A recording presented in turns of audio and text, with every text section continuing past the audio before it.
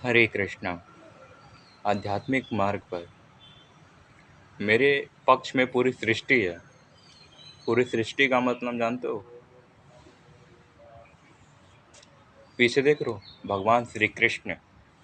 भगवान श्री कृष्ण ही पूरे ब्रह्मांड के रचयिता हैं, ये जान लो। यानी मेरे पीछे ना पूरी सृष्टि मेरे साथ खड़ी है। और मेरा जो पक्ष है ना भाई, वो धर्म का पक्ष है।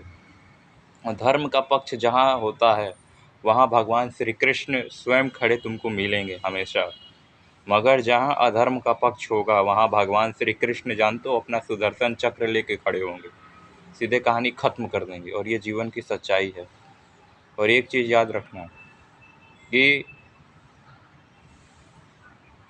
कितने भी बड़े कलयुग आ जाएंगे ना, तो हमेशा धर्म की ही विजय होगी। और ये जीवन की सच्चाई है। इसलिए धर्म के मार्ग पर चलो, अधर्म के मार्ग पर नहीं। समय देखो क्या है, समय का एक ही नियम है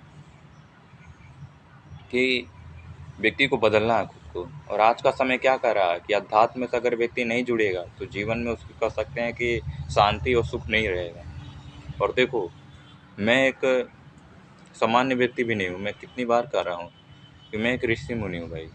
ऋषि मुनि होने के साथ साथ भगवान ने मुझे कई और दायित्व दिए थे करने के लिए। यानी कि समाज में कार्य करने को कहा गया था। तो मैं राजा की तरह रहा हूँ, क्योंकि मेरी कुंडली में सूर्य मजबूत है। मंगल की तरह रहा हूँ, जिससे मैं शासक था। मैं दोनों तरफ से युद्ध किया हूँ, एक तरफ से अध्यात्म और एक तरफ से संसार। दोनों तरफ से मेरे को भगवान रखा है। बस शरीर नया है, आत्मा पुरानी है। आत्मा की यात्रा देखते हैं। भगवान श्री कृष्ण गीता में क्या कहते हैं कि आत्मा अमर है, अजर है। शरीर मरता है, आत्मा कभी नहीं मरती है। जो आत्मा की कहते हैं ना, चित्त में समाई होती है, जो चित्त, कुंडली का 5वां घर क्या है हमारा, ये दर्शाता है कि उसके चित्त में क्या समाया हुआ है।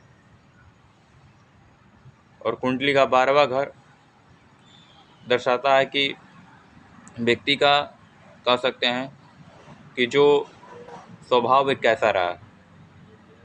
हमारी कुंडली में दोनों 5वां घर और 12वां घर मंगल स्वरूप है। मंगल क्या, शासक है, सेनापति है। और मेरा आत्मकारक ग्रह क्या है, सूर्य है। मैं राजाओं की तरह रहा हूँ, एक संतों की तरह तपस्या की हूँ, अंदर से, भीतर से अलग, मैं बाहर से अलग। मेरे को भगवान ने विशेष कार्य के लिए धरती पे भेजा है। कोई विशेष कार्य के लिए मैं आया हूँ, क्योंकि मैं एक ऋषि मुनि हूँ। और मेरा जन्म किसी खास उद्देश्य से हुआ है, यानी कि जगत कल्याण के लिए हुआ है। और मेरे ऊपर तो लोग आँख उठा के देखेंगे भी नहीं, नहीं तो भाई क्या होगा वो मालिक जानता है।